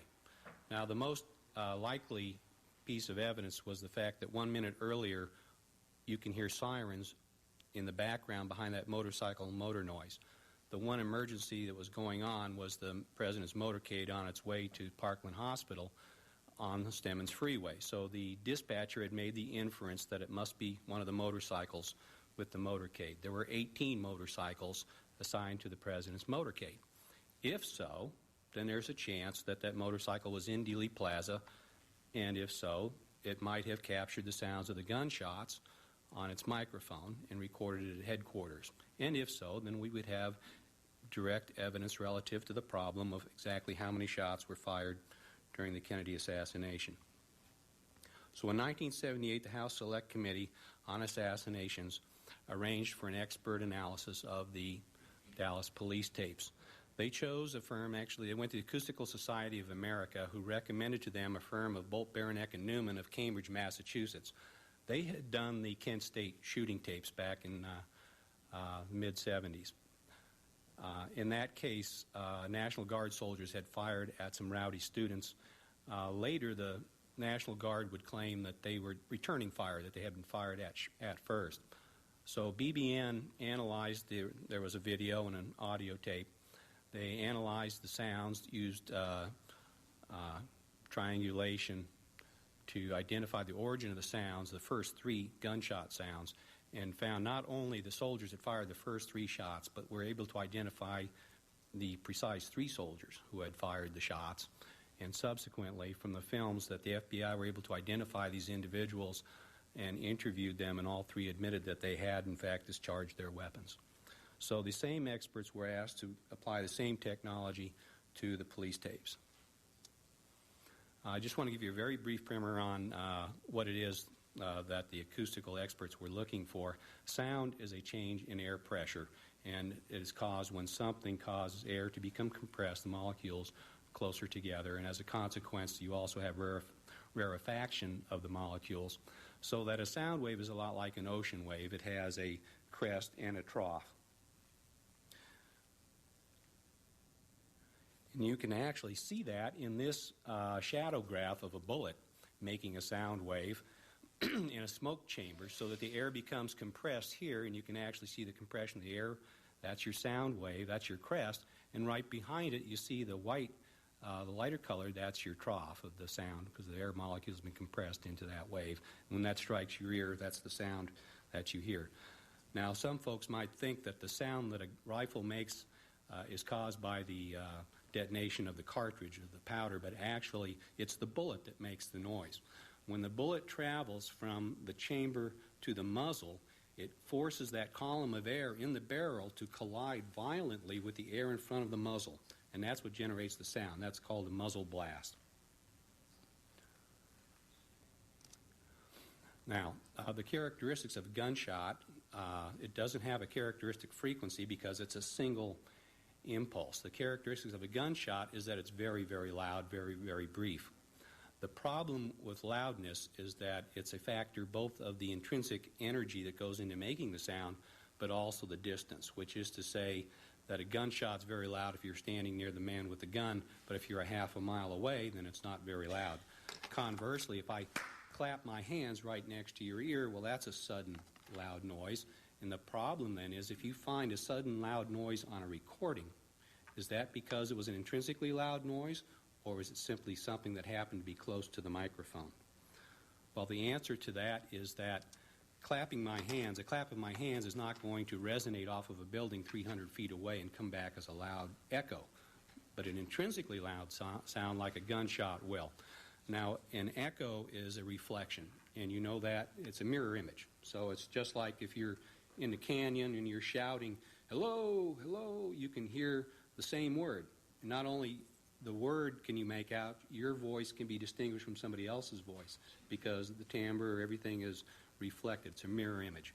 Well, just as that muzzle blast will be a large, narrow impulse, the echoes will also be large, narrow impulses. And so in an urban environment like downtown Dallas, where you've got these buildings, you should have a cluster or train of large, narrow impulses, and that's what a gunshot is expected to look like. So that is what, something like this, is what the experts were looking for, this being the original muzzle blast, and then there should be a train of echoes after it. That's what they're looking for on the police tape. So they process the police tape through an oscillograph, and this is what you find. Basically, this is mostly motorcycle noise, and rising above the motorcycle noise, you've got these trains of large, narrow impulses. That's what a gunshot would look like, but then a lot of other things might look like that. Static might look like that. So they had to make some additional criteria for screening the 5.5 minutes of recording. So these are the 4 characteristics, the criteria they used. Now, in each impulse pattern should be around 10 impulses, and that's because you've got 5 large buildings facing the plaza, and you'll get an impulse off a reflection off the face of the building, but you'll also get a refraction off the corner of each building. So there should be around 10 impulses, but the exact number is going to vary a little bit depending on exactly where the microphone is relative to the buildings. So you're looking for patterns about 10 impulses. Each pattern should be a quarter to a half second duration, and that's from simply the physical dimensions of Dealey Plaza being 500 feet across, speed of sound 1,100 feet per second. It shouldn't take more than about a half a second for sound to travel across that plaza. There should be at least 3 discrete patterns, because we all agree that there was at least 3 shots during the assassination. The question is, was there more? The total sequence of gunfire should be at least 4.5 seconds, but less than 15 seconds. The 15 seconds, the upper limit, comes from the filmed evidence that the president's limousine was only on Elm Street for about 15 seconds. The 4.5 seconds comes from the function of Lee Harvey Oswald's rifle. The U.S. Army Weapons Testing Branch established that the cycle time, that is, the time to fire, reload, and fire again, was 2.25 seconds. So to get 3 shots, you need at least 4.5 seconds. So applying those 4 criteria to the entire 5.5 minutes of recording, they find only one place that meets all those criteria, and it happens in a 10-second sequence that begins about 136 seconds into the motorcycle segment. So the next step was to go to Dealey Plaza and actually fire test shots, record those test shots, so now we know exactly what a Dealey Plaza echo pattern looks like, and compare that to the sounds patterns that are on the police tape. The one on the bottom is the patterns that I'd shown you earlier from the police recording. The upper figure shows an oscillograph of the test shot fired from the grassy knoll. Now, to the untrained eye, you'd look at those and say they don't look anything alike. There's a reason for that. The upper recording is a high-fidelity recording. And as I explained, as sound travels over distance, it diminishes in amplitude. And so you will have echoes coming from further away will be smaller. The police tape, on the other hand, is not a high-fidelity recording at all. It had built into its circuitry something called automatic gain control, which was a sort of automatic volume control. It was necessary to enhance voice communications because here you've got 100 police officers or so, and they're all at different distances. They all have different signal strengths. And the automatic gain control compressed the sound levels. It amplified the weak signals, and it diminished the very strong signals so that everybody was able to talk at about the same level. It's compressing it into a comfort zone so that no one was having to constantly adjust the volume. As a consequence, it had a very fast attack time, and so it would expectedly diminish the big signals and amplify the small signals. So we can't rely on amplitude. The comparison that the acoustical experts made was strictly on the arrival time, the echo delay time. And when they did that, they found they indeed matched to the test shots. Which brings us to the key question of how many shots did they find? The House Select Committee on Assassinations report states 4 shots. But that's not what the acoustical experts found. The acoustical experts found 5, which is to say that there are 5 sound patterns on the police tape which matched to test shots that were fired in Dealey Plaza. And the question is, why, if the acoustical experts found 5, why did the House Select Committee report only 4? Well, I spoke to, this is what they say in their report. It says that the entry in Table 2, and this is in reference to those sound patterns, their arrival time on the recording, it said that the rifle couldn't be fired that rapidly. There were 2 shots too close together, and therefore it must be a false alarm or false positive. And this is equivalent of saying if Lee Harvey Oswald didn't shoot it, it's not a shot.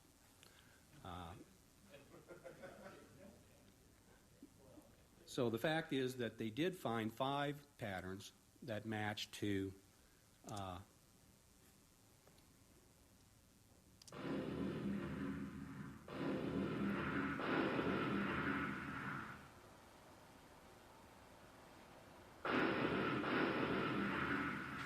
that was tacky, I know. That wasn't the real recording? That is not the recording. Good point. That is not the recording. The sound on the recording itself sounds like Rice Krispies. It's just snap, crackle, pop. And if it sounded like that, you wouldn't need acoustical experts to tell you how many shots are on the recording. The point here is that the sequence, if the acoustical evidence is correct, that is the sequence that is on the tape. That's the spread of the shots. 3 close together, then about a 5-second gap or interval, and then 2 shots close together. So how do we know we didn't get just the false positives here, that these matches are not just spurious? Because of the controversial nature of that finding by the acoustical experts, the House Select Committee then went to a second laboratory, again recommended to them by the Acoustical Society of America. They went to the Computer Science Department at Queens College in New York. These folks were experts in sonar. In fact, they're the folks that write the computer programs for our submarines, which is this same principle that we're using here. Echolocation is a form of triangulation. If you know, the principle being, if you know 2 angles of your triangle and you know something about the distance, then you can solve for the third point. And in this case, we know the distance comes from that echo delay time. Basically, this is applying that triangulation to Dealey Plaza. And the result was that the acoustical experts found that the shot that matched to the grassy knoll, their triangulation pinpointed it to a spot actually about 10 feet from the corner, plus or minus 5 feet, which puts it right near this spot right here. If you walk up to the fence and look over, this is the view that you have, and you can see down here, this spot is painted in the street is where President Kennedy was struck in the head. Now, if these, one way to test our hypothesis that that the match means that we've got the gunshots killed President Kennedy, I did a formal statistical analysis. This is what was published by Science and Justice of the odds that this could have happened by chance, that it's something that's not a gunshot, not an echo pattern of a gunshot. If it was anything else like static, there should be a likelihood that it would happen. As it turns out, the odds are about 100,000 to 1 against it having a random pattern match to the patterns as they did. Another way of looking at this to see if they're spurious, if we assume that there was a higher order of chance of that happening, and you got, as we did, 5 matches, then they should occur in random order. And what I'm talking about is because the acoustic experts didn't know exactly where the motorcycle was, they had to array microphones in the plaza along the street, along the route of the motorcade. So they put 36 microphones about 18 feet apart along the route. Now, if these sounds are not echo patterns of gunshots in Dealey Plaza and the match is spurious, then the likelihood of getting a match, say, at this microphone is the same as at this microphone, because it's got nothing to do with Dealey Plaza. And therefore, if you match 5, if it's spurious, they'll be in random order. They'll be in nonsense order. And that's not what happened. They are ordered, which is to say that the first sound on the Dallas police tape matched to this microphone here, a test shot fired at that microphone. The second pattern on the Dallas police tape, second and a half later, matched to this microphone here, test shot recorded there. The third one here, and then down the road here, fourth and fifth one here. So they were exactly in the right order, 1, 2, 3, 4, 5. There's 125 ways that you can order 5 numbers, only one of which is 1, 2, 3, 4, 5. But it's not just the order, it's you'll notice the spacing. There's 3 shots, 3 close together, microphone positions close together, and then 2 further down the road. So that matches the spacing on the recording. And it's not just the spacing, it's the trajectory. The distance from this microphone to this microphone was 130 feet. The time between the first sound and the last sound on the police tape is 8.3 seconds. In order to go 130 feet in 8.3 seconds, you'd have to go approximately 11 miles per hour. And of course, the FBI had shown that the president's limousine was moving at approximately, 11.3 miles per hour is the average speed they calculated. So it was this order in the data, not just the matching, that led the acoustical experts to conclude that, yes, they had found the gunshots that killed President Kennedy on the recording. We can test it further. Now that we have identified where these acoustical positions are, we can test that by looking at the film evidence to see if indeed there was a motorcycle at the places predicted by the President's, by this evidence, the acoustical evidence. This picture here was taken in between that, well, the shooting has begun. Clearly the shooting has begun. This is equivalent about Zapruder frame 255. If you look back into the distance here, you'll see no motorcycle, at least for the next 100 feet or so. The acoustical evidence places a motorcycle about 150 feet behind the President's limousine. So if he's there, he should be back over in here just out of sight. The President was the second car. This is the third, the fourth, the fifth car. The motorcycle should be around the seventh car in the motorcade if he was there, according to the acoustical evidence. This next picture, taken about 8 seconds before that picture, we see that's that fifth car in the motorcade, 6, 7, 8, 9, 10. We find a man on a motorcycle here. This is an officer named McLean. And this picture was taken approximately 5 seconds before the first shot. So to get to the first acoustical position, which is round over in here, it's about 180 feet away. He's got to go between about 25 and 30 miles per hour. And if he does that, which is much faster than the motorcade, he will arrive at the right spot. And did he go faster than the motorcade? This picture was taken about 25 seconds after the shooting, and that's that same officer. There's McLean. This is to orient you. This is an officer named Corson. Here's Bobby Hargis, who had stopped his motorcycle, run up here, then remembered, yeah, you're supposed to go to the hospital, so he ran back to his motorcycle. And that helps you orient for this next picture. This was a picture taken from the 10th car in the motorcade. Here's McLean. Here's Corson. This is about 3 or 4 seconds earlier. Here's Hargis started running towards his motorcycle.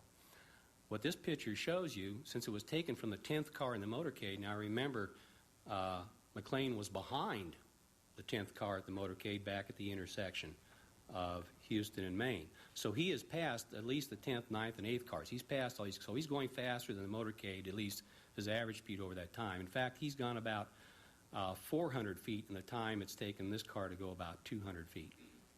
Now, there's been some stopping and slowing down among these cars.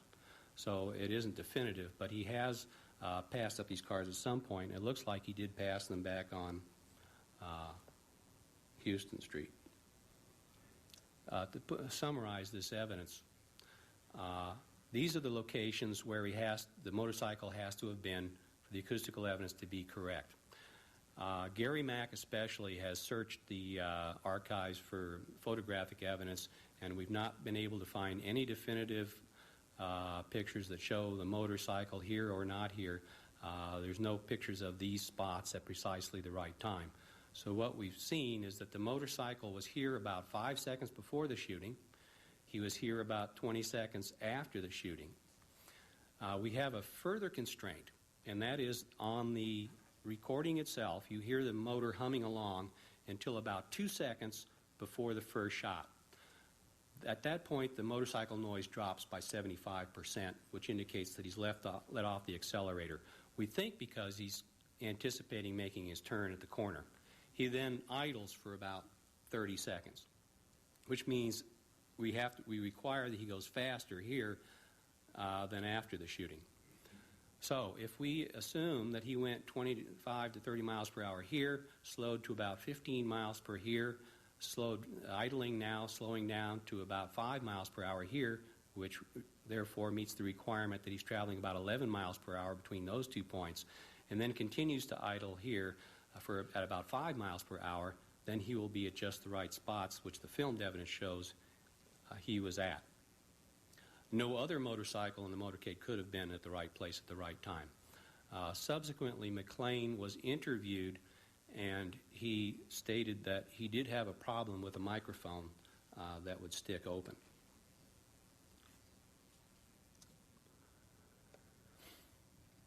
If the acoustical matches are not the gunshots, then there's no reason for them to occur at the time, exactly at the time of the assassination, in that 5.5 minutes. In other words, what we're saying is, remember we've got 2 separate recordings. On channel 1, we have the sounds, which the acoustical experts have identified as the gunshots. Over on channel 2, we have that broadcast by Chief Curry where he says he's at the triple underpass, which should be the broadcast closest to the time of the shooting. If these are the gunshots that killed President Kennedy, those should be simultaneous. So what we need is somewhere on the recording, we need a simulcast so that we can correlate those two events, see if they're synchronous or not. It turns out there's no less than 5 different simulcasts, broadcasts that are common to both channels. And so it ought to be easy to synchronize things. But as it turns out, as you see here, if it were true that you could rely on these to synchronize events, then each of these events should be separated by the same amount of time. And as you can see here, they're not. They're all different. The reason for that is because one of the reasons, there's several reasons, one of the reasons is that the recordings were sound actuated. In order to save time on the recordings, whenever there was dead air, they'd stop recording. So, and then when somebody would broadcast, it was sound actuated to start recording again. So it's not real time on the recordings. There's other problems that have to do with tape speed and with the fact that these are stylus and groove arrangements, and there was some skipping and repeating going along. The National Research Council used one recording and used that, claimed that was the synchronization, made very little effort to figure out why you have these discrepancies in the timing, and reached the conclusion that the two events were not synchronous. However, if we use a different time, let's go back and use the simulcast, which is actually the closest one to the time of the shots, which is when Fisher, Deputy Chief Fisher, says, "I'll check it." That happens just 2 seconds before Chief Curry said he was at the triple underpass. And now I will actually play for you the Channel 1 recording. As I said, the sounds that sound like gunshots are going to sound like just a static, snap, crackle, pop. But what I use that broadcast by Chief Fisher where he says, "I'll check it," to actually find them on the recording. Here we go.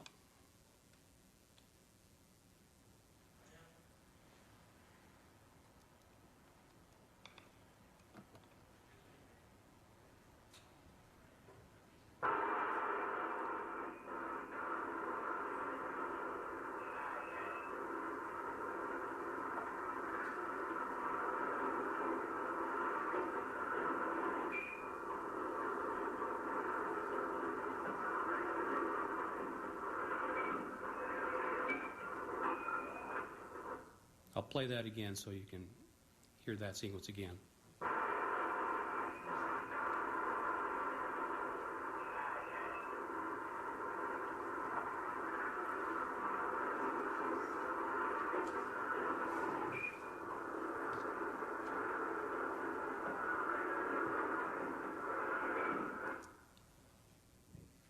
So if you use that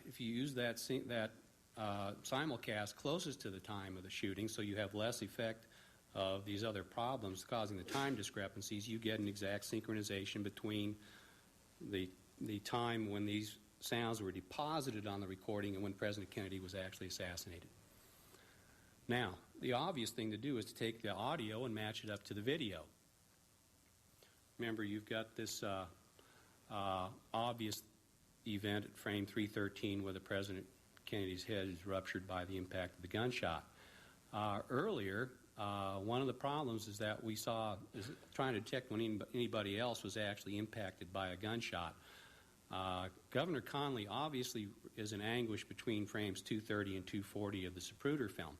The Warren Commission hypothesized that this could have been a delayed reaction. The actual impact could have been at an earlier point. Some photogrammetric studies indicated, for example, at frame 227, 228, Connally's hat flips up. And we know that the bullet struck Governor Connally in the wrist. It turns out at frame 224, 225, we see the flap of Governor Connally's jacket, and the bullet went through the front of his jacket. So we think that is the point that shows since it's followed in the sequence by the hat flipping up and then Governor Conley obviously in anguish, that the point of impact was at 224, 225. And the time lapse, the time interval between frame 224 and 313 is exactly 4.8 seconds. And so we have exact correlation to our third shot here and our fourth shot here, which is the grassy knoll shot, the head shot. One more aspect of this that, for the details, you can look at this article. It came up during the House Select Committee's questioning of the acoustical experts. They asked Professor Weiss if he could identify the sound, from the sound of the shot, from the signature, what kind of rifle it was. And he answered yes that he could, but he'd rather not go there.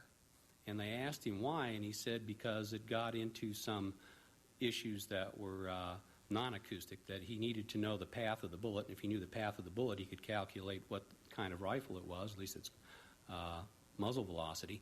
And he'd rather not get into that. And, of course, the problem was, again, the legacy of the Warren Commission was that the House Select Committee decided that because the medical evidence, the Warren Commission had said that he was not shot in the head, there was no medical evidence for shot in the head from the front, that the shot from the front must have missed. Of course, what we've heard some yesterday and from the filmed evidence showing the head going backwards, and I just showed you that the correlation between the acoustical and video evidence, we would say that he was shot in the head, and therefore we do know the path of the bullet going from here to here, and from that we can calculate the muzzle velocity of the bullet. And what you use is the shock wave of the bullet itself, because that's also picked up in the Dallas police tape. 24 milliseconds before the putative muzzle blast, you have an impulse that looks like a shock wave, and from that you can extrapolate to calculate that velocity, and you calculate to a muzzle velocity of 2,450 feet per second, plus or minus about 90 feet per second. It turns out that if you look into a table, ballistics table, 3030 Winchester has that velocity. And that brings us back to the acoustical evidence. Because of this broadcast, it's also on the recording.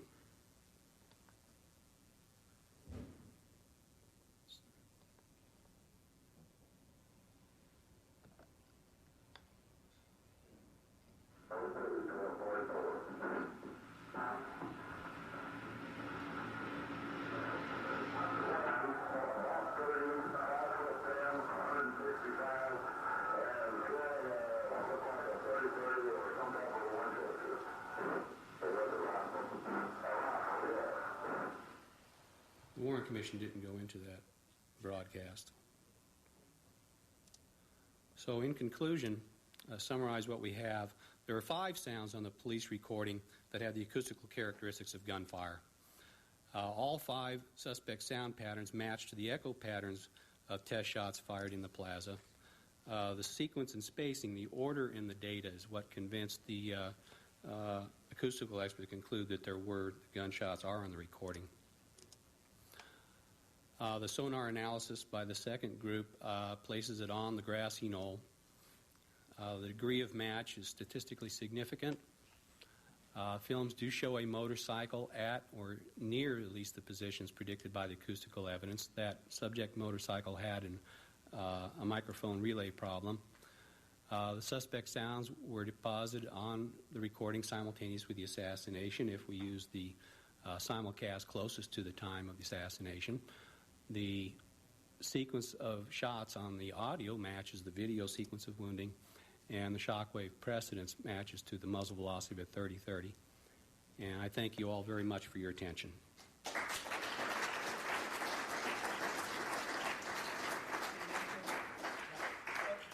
can take about 10, 15 minutes of questions. Yeah, wasn't there a 6th shot also? I think I remember Ashkenazi, one of the professors at Queens College. Thought that the probability was not as high as the others. There is a 6th pattern. There's another pattern in there. Oh, sorry. The question was whether or not there was evidence for a 6th shot. There is another sound pattern which is about a second ahead of the very first pattern. I remember one of the characteristics that we were looking for is that it should have around gunshot should produce around 10 impulses. This particular impulse pattern only had 4. So it would fail the first criteria, one of the criteria. But then they put their brains to it and they thought, well, what if it was just a pistol? And therefore not as loud as a rifle shot, they would capture fewer echoes. And that's the reason that they fired, they had a pistol firing from the grassy knoll. Another reason might be they thought, the witnesses said that the rifle was sticking out of the window, but they thought, okay, well, what if the rifle for the first shot was withdrawn inside the windowsill? Might that have muffled the sound and produced fewer large echoes? So they did that also. They fired test shots with the rifle fired inside the building, and they did not get a match when they did the comparison to the test shots. Well, yeah, you could throw. Yeah, we're trying to deal strictly with the evidence that we have and test the hypothesis based on our observed data. To clarify that, would a silencer would affect the acoustical pattern? You wouldn't. Yeah, clearly you would. If you don't, you're not going to have an echo pattern if you don't have a big blast. Don, David Wimpest has pointed out that the 313 is blurred. I think one of your really dynamite arguments is the swiftness with which that blur occurs. In other words, at 312, nothing has happened. At 313, you have impact on Kennedy's head, but you also have a blurred frame, which means that Zapruder has moved his camera. And I believe your argument takes the form of showing that if one assumes a shot came from the depository, the shock wave would not be there in time to produce that blurring. Hence, this is a separate indication of a shot of a firing point much closer to Zapruder than the 6th floor window. Would you summarize your argument? Well, I think you did a pretty good job right there. But, well, for comparison, for example, the sound pattern at frame that corresponds to frame 224, there's also a jiggle about frame 227 that follows that. And if you make allowance for the speed of the bullet, the speed of sound, that's exactly, if a shot came from the book depository, that's when you would get the jiggle. So that corresponds. Conversely, the jiggle occurs much too fast to have come from the book depository. But if you simulate a shot from the grassy knoll, then the timing is just right. Was the Dow tax building taken into consideration? When they fired these test shots, they were, you remember, to do triangulation, you have to have 2 points in your triangle known. What they were looking for, the third point in the triangle, was really the motorcycle, the microphone. So they fired their test shots from the book depository because that's a known place, and then from the grassy knoll because known and respected. There was a lot of evidence for a shot from there, and that enabled them to triangulate onto to find the motorcycle. Once they found the motorcycle, then the second laboratory could go ahead and look for that shot from the grassy knoll. But as far as firing a test shot from these other places, no, they had not done that. They weren't looking for. Now, there's a 5th shot, so there seems to be a rogue shot in there, and the question is, where does that come from? 2 observations, plus I wanted your comments. The first one, you mentioned that Officer McLean was subsequently re-interviewed and said he did have a motorcycle with a stuck-open mic. That's true, but the day after he testified, it was in the LA Times, when Blakey said there was a 4th shot, 95%. The Officer McLean says, I do have a motorcycle with a stuck open mic on occasion, but I didn't ride it that day. The guy on the Stemmons Freeway rode it that day. The other one is, who was that guy that testified? Was it Wise or Arnowski? Okay, he said in effect that any of the 4 shots could also have been a false alarm. And it was, in other words, all these shots with all the acoustical stuff, the distance, the speed, and everything, any single one of them could have just as well been not only a shot, but it could have been a peck mark on a record. And he said it under questioning from Christopher Dodd, what's the chances of the 4 shot? In fact, what's the chance of any of the 4 shots being a false alarm or maybe a peck mark on a recording? And the answer was 1 in 5.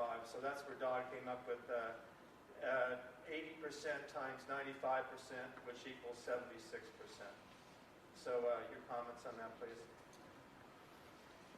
Yeah, I'll start out with McLean. What I'll say about McLean's testimony, and he said other things too, which the idea that there was a conspiracy in the Kennedy assassination is kind of anathema to the Dallas police law enforcement. And when he testified, he didn't know what they were getting at. After he found out that they were using him to support the idea of conspiracy, he started backtracking about a lot of things. As far as the false alarm that Ashkenazi brought up, yes, anything you can imagine that is random could produce a sound pattern, and there's a finite possibility that that's what these are. It's false alarm. It could be just static. There could have been something wrong with the circuitry of the motorcycle so that you would generate a pattern, and any pattern that's random can mimic any other pattern, so there's a finite possibility. What he was getting at with that, when he was talking about 1 chance in 5, that he was talking about there is, remember, you got 36 shots, so you got 36 opportunities. So even if it's a long shot that any one would match, heck, you got 36 chances. Multiply that times 2 for the 2 different locations, and you have to factor that all in. That's why I went into a more formal statistical analysis to show that. Even if it were true that there was a high probability that you could get a match, it would be in random order. And that's that pattern I showed you, how they were in order in the street. So the topological order matched the chronological order. That wouldn't have happened, and that's also factored into the analysis. Let me say one more thing. There's one other thing that is hard to get around. The Academy of Sciences said the chances that a shot can sound the same as a peck mark is impossible. In other words, there's 66 peck marks on that tape. Any one of them you could study if you were told it was a shot, and you could come up with the distance, the speed, and everything else of the shot. And in the 20 seconds where the shots are most likely, there's 16 of those peck marks. And the National Academy said the idea that the peck marks and the shots sound exactly alike is impossible. How do you get around that one? Your comments, please. I'm not sure what you mean by a peck mark. I think you're talking about... When somebody was transcribing the recording... Oh, put scratches on it. Yeah, and they keep turning the needle back, and it makes a peck mark. That's what all those 66 sounds and static are on the 90 seconds recording, and there's 16 specks of static on the 20 seconds where the shots are most likely. Okay, I think you're talking about the static marking rate was about 8 per second. Maybe that's what you were getting at. And of course, they were eroding the tape, and you're getting scratches on there. But we're talking about impulses that are apart by milliseconds. So you're not going to create 10 peck marks within a space of 100 milliseconds. Well, any of those 66 peck marks, if the scientists were told they were a gunshot, they could come up with the type of weapon used, the location of the weapon, and the speed of the bullet. If they assumed that any of those 66 peck marks were gunshots. Well, you've lost me, because I don't know what you're talking about, because what you're saying there has nothing to do with what the acoustical experts were looking at here. You know that Robert Blakey said this in an interview. He says, we could not determine any of the shots from those sounds. We used a 10-point system that had nothing to do with acoustics. It had to do with the location on the tape and the location between each peck marks. And we used a series of 10, which is not scientific at all, but is based on where the shots would be most likely to be. We took those peck marks based on a series of 10, and we put those for acoustical analysis. So they're doing an analysis on assumptions based on a series of 10, which is not scientific. What you're talking about has absolutely nothing to do with what the acoustical experts did. And I've spoken to Blakey a number of times, and I've never heard him say talk about tech marks or peck marks or whatever you're talking about. You heard the recordings. Discussion afterwards, or people get other questions. I mean, it's fair. I mean, you had about 6, 7 questions. Yeah, if anybody wants to debate with me, they can. I'll be here. You referred to the jiggling of the camera at, I think, 224 as well as at the time of the fatal shot. 228, sorry. 227.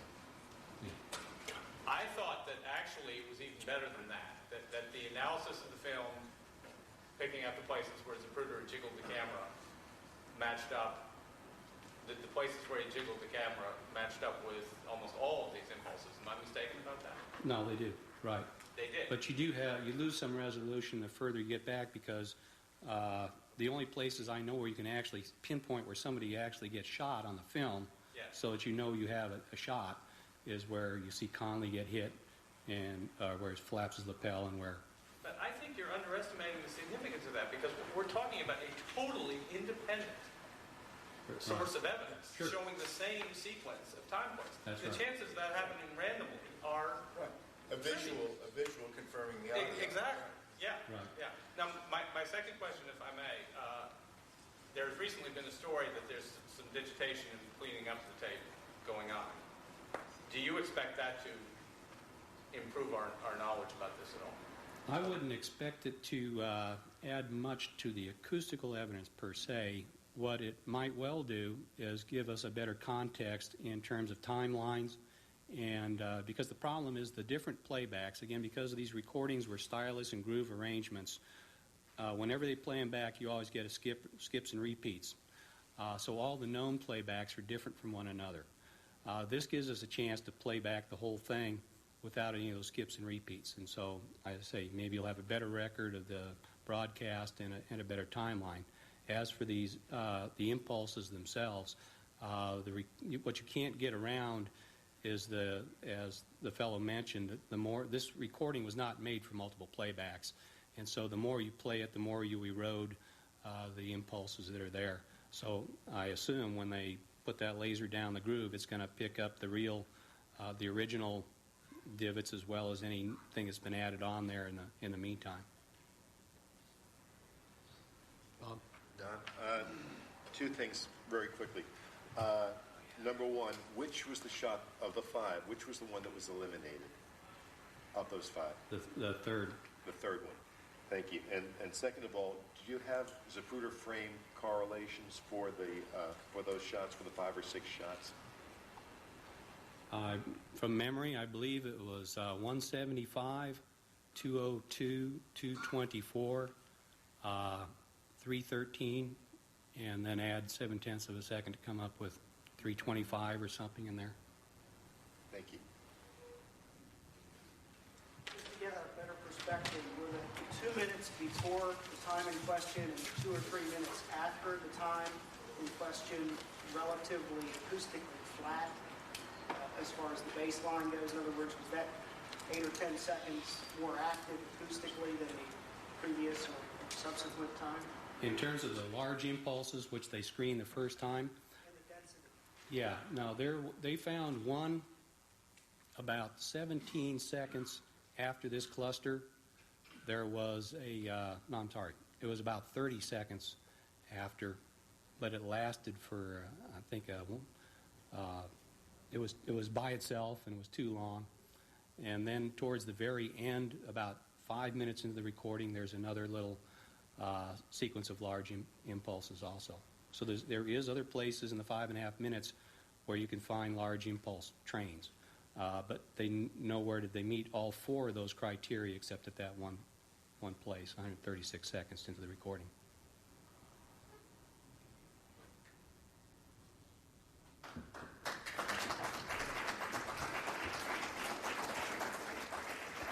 Thank you, Don. We'll now take a 10-minute break.